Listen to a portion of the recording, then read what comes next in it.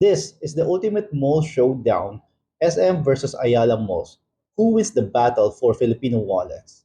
So grab your milk tea and let's dive into it.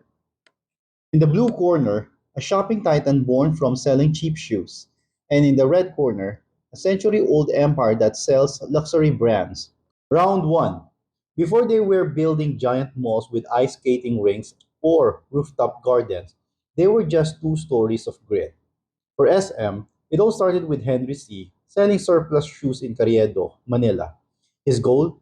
Bring affordable fashion to the masses. Meanwhile, the Ayala family had been around since the Spanish colonial era, building Makati into a business hub.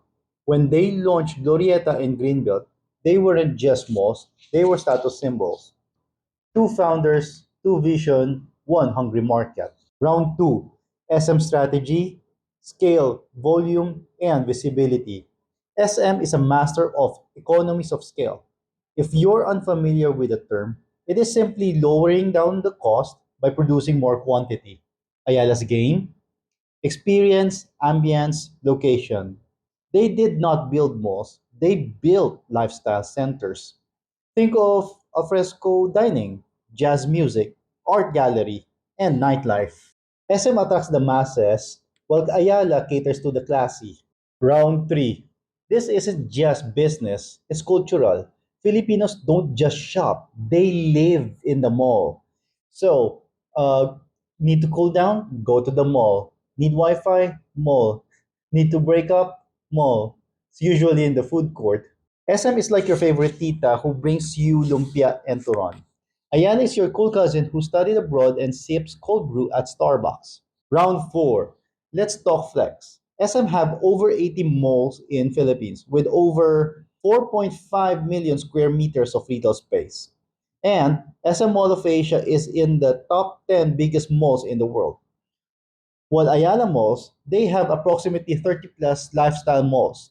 It's focused on high income zones and part of Ayala Land's vertical integration with offices, condos, and hotels. One goes nationwide, the other goes center city side. Either way, they both goes cha-ching. Round 5. When lockdown hit, both giants have to pivot fast. SM launched click and collect, food delivery hubs, and even turned malls into vac centers.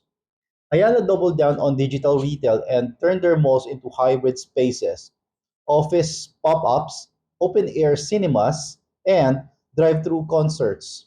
And final round, let's be real. SM is the king of mass reach, while Ayala is the prince of posh living.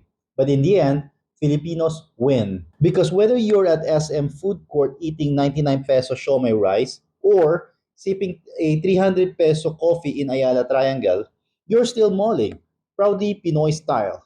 So, SM versus Ayala is not just a battle of malls, it's a battle of vision, a story of how two empires shape the way we live, shop, and hang out in the weekend.